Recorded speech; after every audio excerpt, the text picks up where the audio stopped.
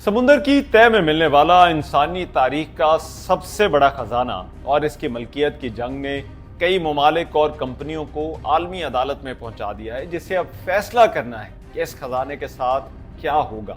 300 साल पहले 1708 में एक जहाज पनामा से कोलंबिया के शहर कार्तागेना के लिए निकला था। ये एक स्पेनिश जहाज था और इस बहरी जहाज का नाम सैन होजे था।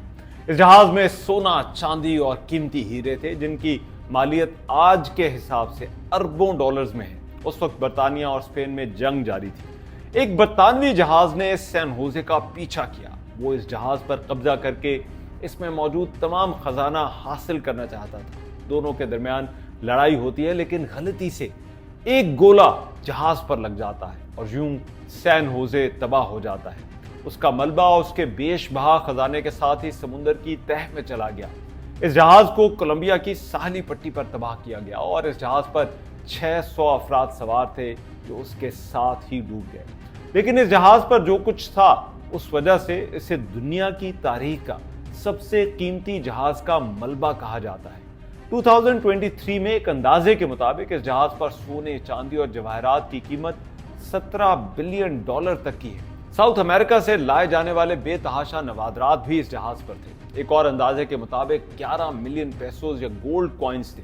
बोलीविया की कानों से निकाला गया बेशुमार सोना और चांदी इस जहाज पर थी और स्पेनिश ये सब सामान साउथ अमेरिका से लेकर जा रहे थे। 1981 तक इस जहाज का मलबा समुद्र की तह में मौजूद था, लेकिन फिर एक अमेरिकन कंपनी ग्लोकामोरा ने यह दावा किया हो कि उसने सैन होजे और इसमें मौजूद खजाने को ढूंढ निकाला है।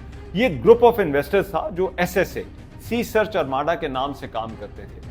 इस कंपनी ने पहले तो कोलंबिया की हुकूमत को राजी करने की कोशिश की कि इस जहाज को समुद्र से बाहर निकाला जाए और खजाने को आपस में बांट लिया जाए। उन्होंने कोलंबिया की हुकूमत को 65-35 के अरेंजमेंट ऑफर की, लेकिन कोलंबिया की हुकूमत कंपनी को 5% से ज्यादा देने को तैयार नहीं हुई, जो कि फाइंडर्स फी होती है। दोनों इस बात पर मुत्तफिक नहीं हो सके कि किसका हिस्सा कितना होगा और यूं एक अदालती जंग शुरू हो गई। एसएसए ने कोलंबिया की हुकूमत पर कोलंबियन और अमेरिकन कोर्ट्स में केस कर दिया। 2015 में कोलंबिया ने कहा कि उन्होंने अमेरिकन की फराहम करदा मालूमात के तहत खुद ही सैन होजे के मलबे को ढूंढ निकाला है।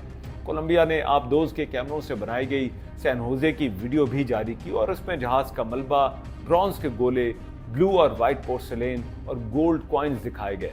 इसके बाद से कोलंबिया की हुकूमत का यह मौक़िफ़ रहा है कि ग्लोकामोरा का तबाहशुदा जहाज और इसके खजाने पर कोई हक नहीं।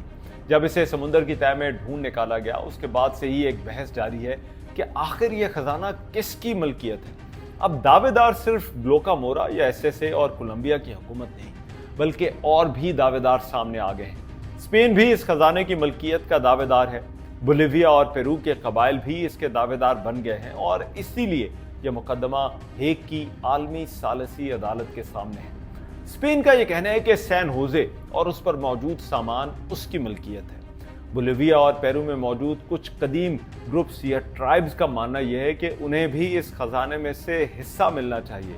उनका यह कहना है कि यह कोई स्पेनिश खजाना नहीं था, क्योंकि स्पेन ने तो ये तमाम अशिया माउंट इंडीज की कानों से लूटी थी। बोलीविया में एक कबीला कहारा है जिसका यह कहना है कि यह खजाना उनके लोगों की मलकियत है। कोलंबिया की हुकूमत का यह कहना है कि वो सैन होजे का जो मलबा है, बाकियात हैं, उन्हें समुद्र से निकालकर एक म्यूजियम में रखना चाहती है।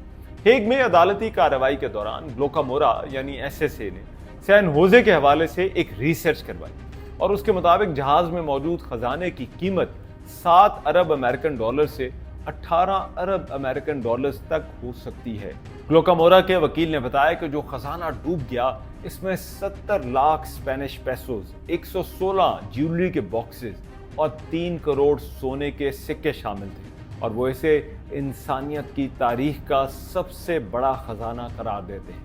ताहम साइंटिस्ट कहते हैं कि सैन होजे समेत पूरी दुनिया के समुद्रों में जो हजारों तबाहशुदा जहाज मौजूद हैं, उन्हें वहीं रहने देना चाहिए जहां वो मौजूद हैं। वो कहते हैं कि सैन होजे एक कब्रिस्तान है और इसका एहतराम किया जाना चाहिए। सैन होजे पर किताब लिखने वाली तारीखदान कार्ला फिलिप्स का ये कहना है कि ये एक कॉम्प्लिकेटेड सिचुएशन है और उन्हें इसका कोई आसान हल नजर नहीं आता। उनका कहना है कि मेरा नहीं ख्याल कि यहाँ कोई ऐसा रास्ता है जिसके जरिए सबको मुतमईन किया जा सके। अक़वाम मुत्तहिदा के मुताबिक दुनिया भर में समुद्रों की तह में तकरीबन 3 करोड़ तबाहशुदा जहाज मौजूद हैं। ये बात वाज़ेह नहीं कि वो किसकी मलकियत हैं और अगर उनमें ख़जाना मौजूद है तो उसे हासिल करने का हक किसको है। 1982 में अक़वाम मुत्तहिदा ने convention on the law of the sea मुतारिफ करवाया था, जिसे समुद्रों का आइन भी कहा जाता है, लेकिन इसमें भी तबाहशुदा जहाज़ों और उनके मलबे के हवाले से ज़्यादा डिटेल मौजूद नहीं। इसीलिए फिर अक़वाम मुत्तहिदा ने UNESCO under water cultural heritage 2001 convention मुतारिफ करवाया और इसमें जहाज़ों के मलबे के हवाले से काफ़ी डिटेल शामिल है, लेकिन बहुत से मुल्क इस पर अमल करने से गुरेज़ा हैं क्योंकि उन्हें डर है कि इस वजह से समुंदर में मौजूद ख़जानों पर उनका दावा कमज़ोर पड़ जाएगा। अमेरिका और कोलंबिया ने भी इस कन्वेंशन पर दस्तखत नहीं किए। इंटरनेशनल लॉयर्स का यह कहना है कि इस हवाले से कानून ना तो वाज़ेह है और ना ही कम्प्लीट। बैनुल-अक़वामी क़वानीन में इन तमाम चीज़ों के वाज़ेह जवाबात मौजूद नहीं हैं। माहिरीन का यह ख्याल है कि सैन होज़े के मलबे को समुंदर की तह में ही पड़े रहने देना चाहिए, लेकिन अब इसका फैसला आलमी अदालत को ही करना है, जहाँ किसी एक की तो किस्मत खुलने वाली है। अगर आपको वीडियो अच्छी लगी हो तो बेल आइकॉन पर क्लिक करें और चैनल को सब्सक्राइब ज़रूर कीजिए।